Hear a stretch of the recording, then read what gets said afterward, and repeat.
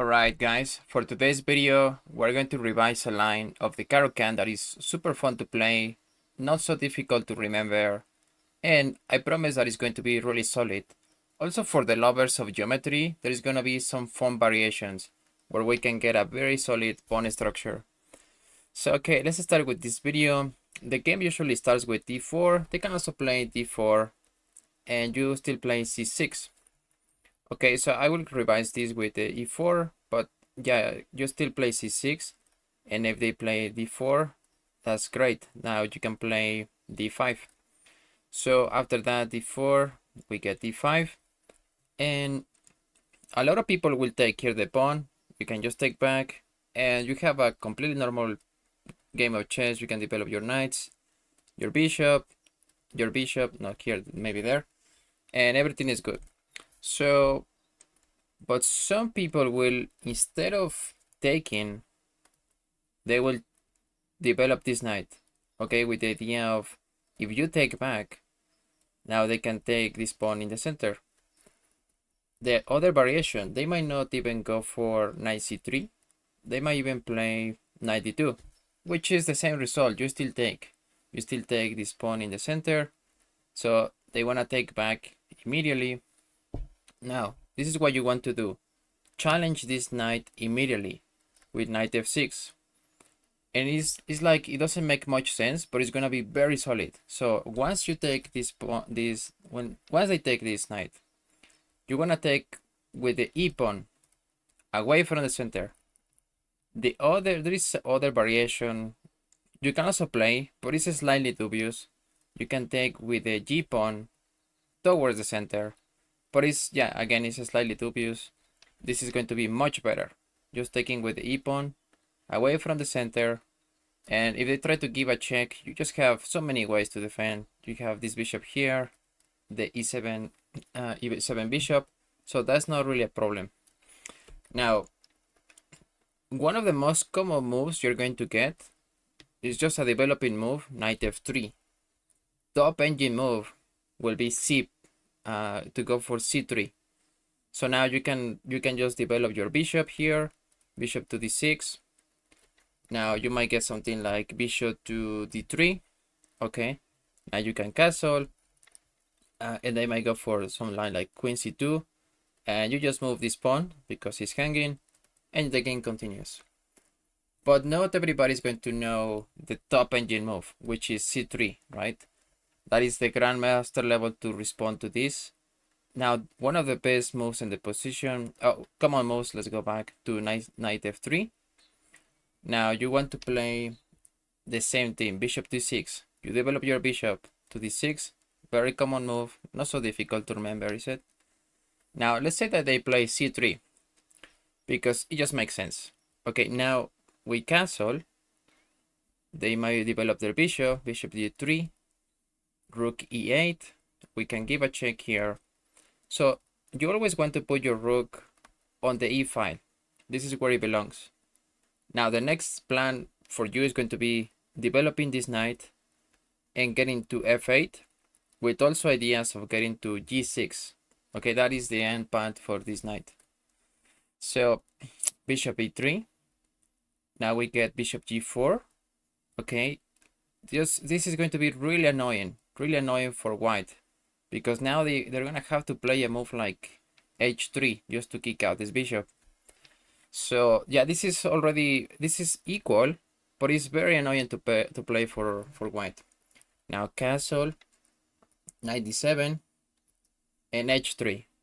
Okay, so we are according to our plan. We're gonna put this knight here, and we're gonna get this move of h3 in many variations of this Caro-Kann Tartakower. So we get the bishop to, we can also retreat. One of the top moves is going to be bishop e6. That's gonna be the best move. So instead of bishop h5, you can just go bishop e6. Okay, that's the best move in the position. Now let's say they play rook e1. Okay, now knight f8. All right, so a4, just gaining more space on the center. This is one of the top engine moves as well. We're going with the main line. So the a4, they might have ideas. Okay, so let's say that they play queen c, instead they can play queen c2, and you can get your knight to g6. So a4, now you play knight g6. If they play queen c2, they don't really have this attack on this pawn. Now you are preparing queen d7. Queen d7 is a preparing move, so you want to take this pawn. This is going to be a kind of sacrifice. They don't expect it. So let's say they play rook a to d1. Now you can take this pawn, right? That was the preparation for this. Just all of your pieces are beautifully placed. Your bishops are lined up to the diagonals. Oh, give me a second here. Oh, sorry. So your bishops are lining up to the diagonals. Your knight is ready to come in. Your rook is here. It's the only piece that is not active or that is not attacking. Maybe this rook. You can also play it here, but no. Here you want to take this pawn. They might not expect it because it's like, wait, what? So once they take, you can take with the queen, and this is crushing through the position. So let's say they play something like 92. 92 is already very dubious, and this is losing. Now, from this position, you can have a mate in 4. I think it's mate in 4 or 5. So, for example, you can give a check here, and king has to move to f1, and now queen h1 check, and king has to move again, and we have mate in 1 here. Knight to f4, the bishop is pinned, it cannot be moved, and yeah, this is checkmate. Okay, so that is a very interesting variation where you are sacrificing your bishop just to get this win. Now there might be other variations where the opponent castles the opposite way. They don't castle short, but they castle this way. Okay, let's see that. Before I show you the plans where before they castle this way, I want to show you this variation where they play h3 and we retreat the bishop. In this case, with this opening, we can also be flexible. We don't have to move the rook immediately to e8. So we can move the knight first, knight to d7. Okay, with the objective of putting it here. But we also remain flexible with our knight. Now, we get h3. Instead of going for the top move, let's say you don't know it, you don't know this top move. Now you can retreat the bishop, you still keep the pin. Alright, so they might want to get rid of it. Okay, so f5, bishop f5, which is kind of like, wait, are they attacking my knight? Doesn't make sense, doesn't make much sense to lose this bishop for the knight, but if they take, you are happy. Now, the idea behind bishop f5, now you can play rook e8, always a good move, was to go here, bishop g4, which was kind of unexpected in this game. But now you can retreat, bishop g6, we get knight to h4, and we let this try to happen. Okay, we're kind of giving the bishop, but the structure that we're gonna get, now we can move the knight. Yeah, we don't want to lose this knight. We can also remain flexible with these moves. The knight takes on g6, and we get this cube, the very famous cube. Now you have so many squares covered and very strong pawn structure. How is white gonna get any danger in this attacking position? There is no way. And you also have a mini diagonal in this direction, another one in this direction. So it's not impenetrable, but it's really hard to break through. And you also might have some ideas of pushing f5. Okay, so I hope you like this variation. Let's see what happens if they castle this way. Alright, let's analyze what happens when they play this top engine move, which is going to be c3. You still have similar ideas, you can remain flexible. So first thing, you want to develop your bishop to d6, this is where this pin belongs. Now, bishop d3 is going to be played with the idea of targeting this pawn. They know you're going to castle this way, which is the safest, and then put the queen here. So let's see how this plays out.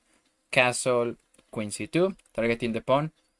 Here you can also give a check first, and then they have to protect bishop e3.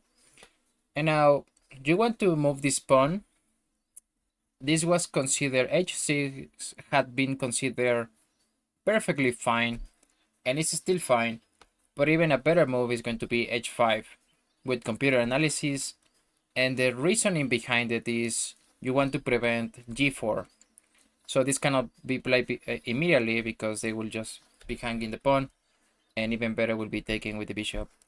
So yeah, that is the whole idea behind h5. Now let's say the castle. Okay, like the castle, we have different ideas with this knight. One idea, very common idea, is to play knight a6, reroute it. We're gonna see this line, but let's see what happens with knight d7 first. Knight d7 is going to be extremely solid. You wanna be solid in this position, you play knight d7.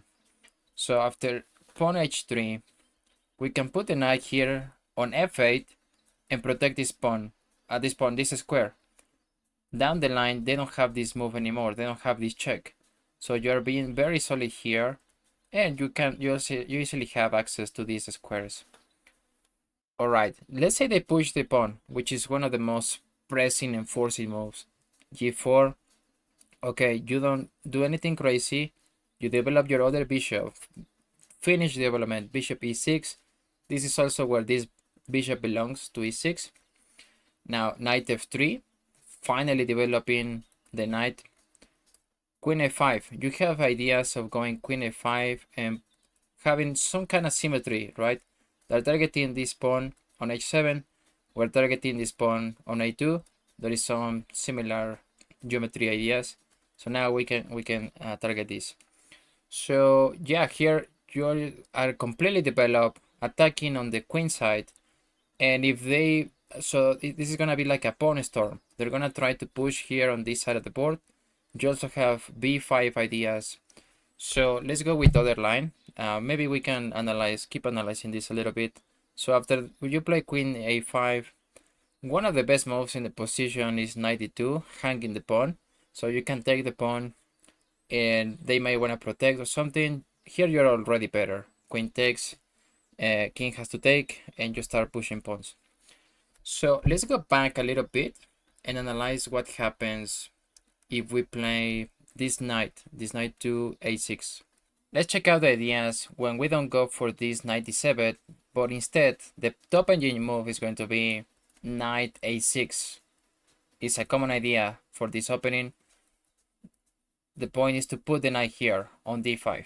Okay, so knight f3, we go for this idea, knight c7, h3, now knight d5. At beginner level, I guess some people might want to push the c pawn, so this will be a mistake because now you can take this bishop, right? They can take, and now you are up a pawn. So as you are targeting the bishop, they might want to move back.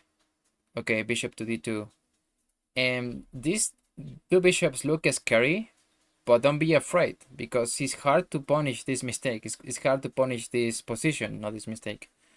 So now bishop e6, you develop the bishop, and you also have ideas of playing queen a5, for example. But here instead you want to grab more space with the pawns, so you can play a5. a5, b5 are gonna be good moves. g4, so they have it's gonna be almost like a pawn race, where they push pawns on this side of the board, and you're gonna push pawns on this side of the board, but your structure is stronger. Now a4, let's assume they take here this pawn. You have nothing to worry about. You also can jump in with the knight and target this bishop. Knight f4, they might want to give a check here.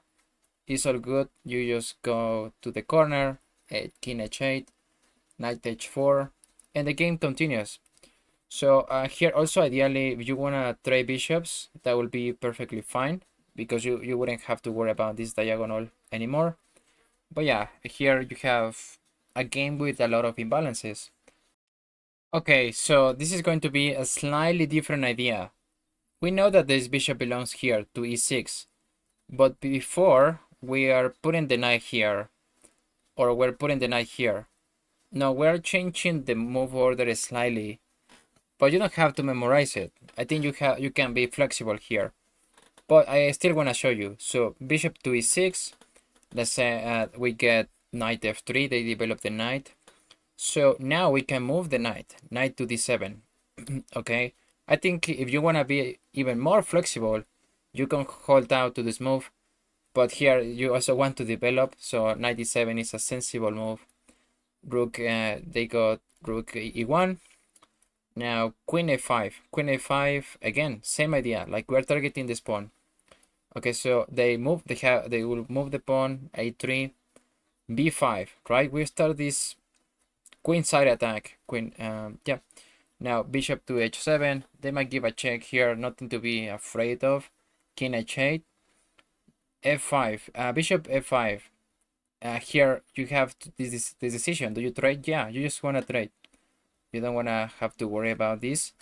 Now queen takes, and this knight is hanging. You have to move it, right? So natural square, knight b6. You don't even have to think much about it. You know, ultimately this knight belongs to d5. I think this is the position for the knight in this opening. You can even allow this to happen. They take the pawn.